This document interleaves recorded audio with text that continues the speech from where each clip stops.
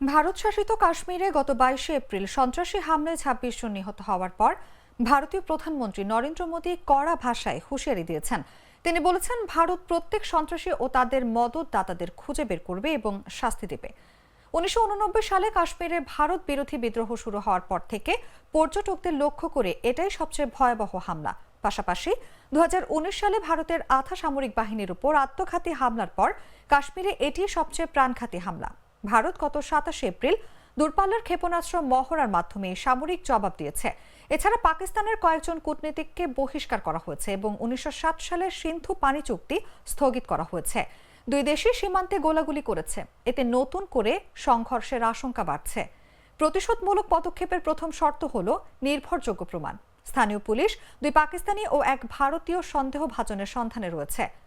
The resistance front নামে একটি গোষ্ঠী হামলার দায় প্রথমে স্বীকার করলেও পরে দাবি করেছে তাদের সামাজিক মাধ্যম অ্যাকাউন্ট হ্যাক হয়েছিল। 2019 সালে ভারত সরকার কাশ্মীরের বিশেষ মর্যাদা বাতিলের পর টিআরএফ প্রতিষ্ঠিত হয়। 2023 সালে একে সন্ত্রাসী সংগঠন হিসেবে চিহ্নিত করে ভারত সরকার।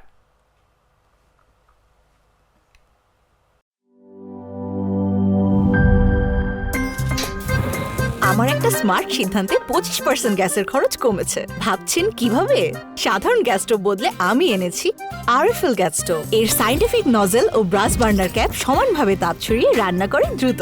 তাই গ্যাসও বাঁচায় 25%, টাকাও বাঁচে 25%। আরএফএল গ্যাস স্টোভ নিরাপদ ও গ্যাস সাশ্রয়ী।